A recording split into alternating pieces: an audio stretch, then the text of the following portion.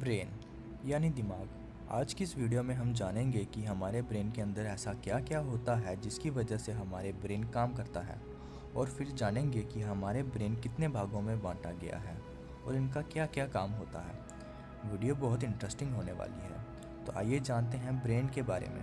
Brain हमारे शरीर के वज़न का सिर्फ 2% ही होता है, लेकिन ये हमारे शरीर के 20% एनर्जी का इस्तेमाल करता है। जिस तरह हमारे शरीर छोटे छोटे सेल्स यानी कोशिकाओं से बना है, उसी प्रकार हमारे ब्रेन भी छोटे छोटे न्यूरॉन्स से मिलकर बना होता है, जिसे ब्रेन सेल्स भी कहते हैं।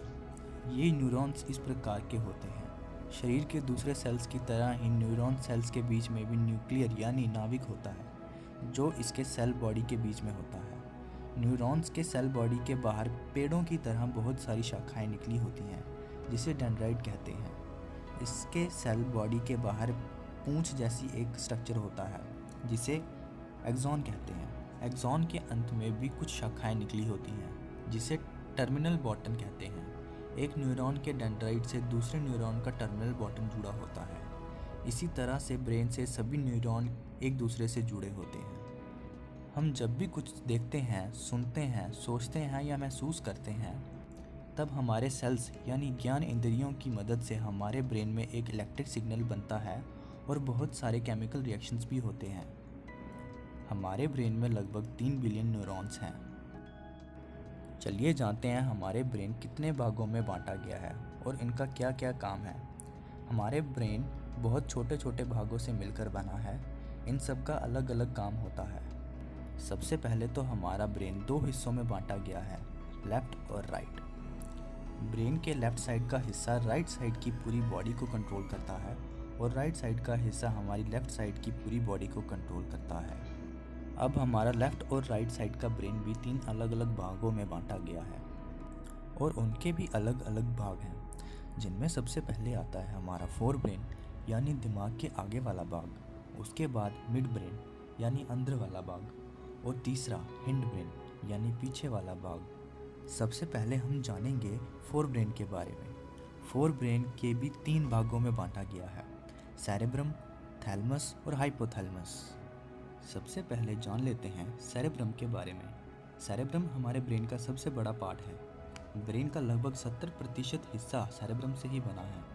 ब्रेन के इस पार्ट में बहुत सारे फोल्ड होते हैं। जिस ब्रेन में जितने ज़्यादा फोल्ड होते हैं, वो ब्रेन उतना ही इंटेलिजेंट होता है।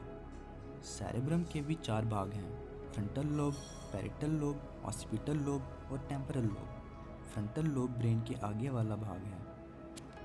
ब्रेन के इस हिस्से की मदद से हम किसी चीज़ को सोचते हैं, समझते हैं, कोई डिसीजन लेते हैं और अपने व्यवहार को बनाते हैं, और इसकी मदद से हमारी पूरी मांसपेशियां कंट्रोल होती हैं। पैरिटल लोब सेरेब्रम का बीच वाला भाग है। इस हिस्से से हमें दर्द का अनुभव होता है।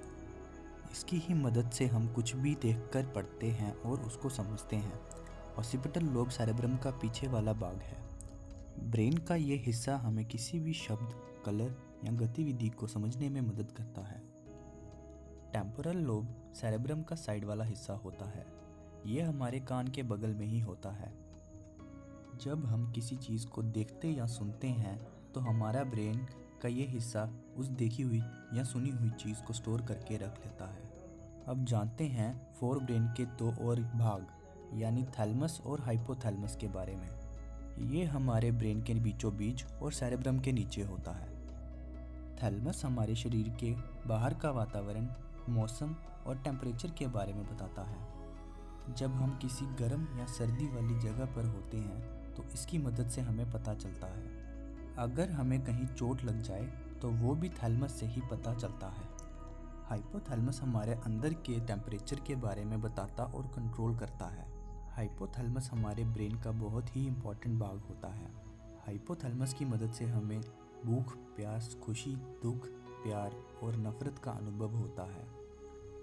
हाइपोथैलेमस के ठीक नीचे पिट्यूटरी ग्लैंड भी होता है, जिसे हम मास्टर ग्लैंड भी कहते हैं। इस ग्लैंड से निकलने वाले हार्मोन हमारे शरीर के लगभग सब हार्मोन्स को कंट्रोल करता है। चलिए अब जानते हैं मिड ब्रेन के बारे में। मिड ब्रेन हमारे ब्रेन के बीचों बीच और सेरेब्रम के नीचे होता है। मिड ब्रेन के भी 2 भाग हैं, कार्पोरा और सेरिब्रल कैंडिकल। कार्पोरा 2 भागों से मिलकर बना है, टैक्टम और टैगमेंटम। टैक्टम और टैगमेंटम हमारे देखने और सुनने में मदद करता है। हम जो भी कुछ देखते हैं उसे टैक्टम रिसीव करता है और ब्रेन तक पहुंचाता है, और जब हम कुछ सुनते हैं उसे टैगमेंटम रिसीव करके ब्रेन तक पहुंचाता है। मिड ब्रेन का दूसरा भाग यानी कार्पोरा का काम हमारे स्पाइनल कॉर्ड, जिसे छोटा ब्रेन भी कहा जाता है, उसको हमारे ब्रेन से कनेक्ट करना है। कार्पोरा स्पाइनल कॉर्ड से मिलने वाले सिग्नल को ब्रेन तक पहुंचाता है। आइए जानते हैं हिंड ब्रेन के बारे में। हिंड ब्रेन हमारे ब्रेन का सबसे पीछे वाला भाग होता है। इसके भी 3 पार्ट्स हैं, सेरेबेलम, पोन्स और मेडुला ऑब्लिंगेटा। सेरेबेलम ब्रेन का दूसरा सबसे बड़ा पार्ट है। ब्रेन के इस पार्ट में न्यूरॉन्स की संख्या सबसे ज़्यादा होती है। सेरेबेलम का काम हमारे शरीर का बैलेंस यानी संतुलन को बनाए रखना है। हम जब चलते हैं, दौड़ते हैं या खड़े होते हैं, ये सेरेबेलम के कारण ही होता है। 1 साल के छोटे बच्चे का सेरेबेलम पूरे तरीके से नहीं बना होता है। इसी वजह से वो बच्चा अच्छे से चल या खड़े नहीं हो पाता। किसी भी शराब पिए हुए इंसान का सेरेबेलम भी काम करना बंद कर देता है। इसी वजह से वो इंसान ढंग से चल भी नहीं पाता।